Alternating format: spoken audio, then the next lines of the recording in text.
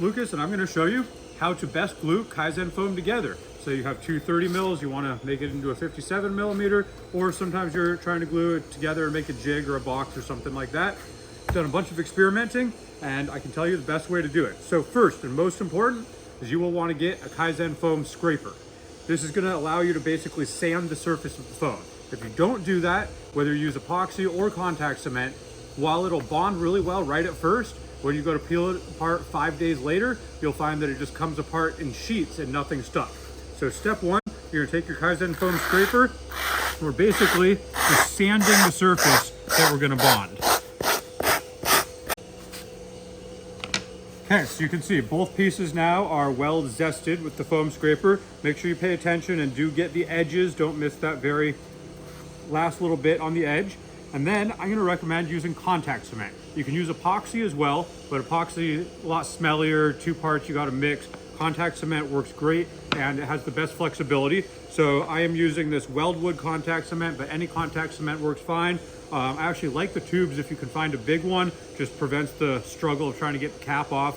But the brush can be pretty nice if you're trying to spread on a large surface like a piece of foam. So we're gonna take our contact cement and basically just paint it all over that nicely sanded surface. You don't need too much, but because you zested it, you do want to make sure you get enough that it's not all just seeping down into the cracks. And you're going to want to apply it separately to both pieces of foam just to make sure you get good wet out on both of them. You're actually going to want to take them and stick them together just for a second and give them a nice kind of rub together to spread that all out. Make sure it's really well spread across both surfaces.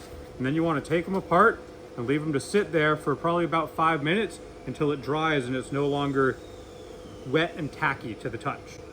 All right, so it's been about 4 minutes here and you can feel a little bit of tackiness, but mostly pretty dry. And so now I'm gonna take my 2 pieces, carefully line them up where I want them, press together, give it a little bit of force, and pretty much immediately you're gonna have a very strong bond. Now, if you let it sit, it's gonna stay now that you zested it. Now, you can use epoxy as well if you happen to have that and don't have contact cement, but make sure you're in a well-ventilated area if you do that. And the epoxy, you definitely, if you use it, need to let it sit and cure before you have a good bond. It won't be quite as good just immediately. But you can see just right away, those are hard to peel apart. And once I let it sit, it's gonna be even better.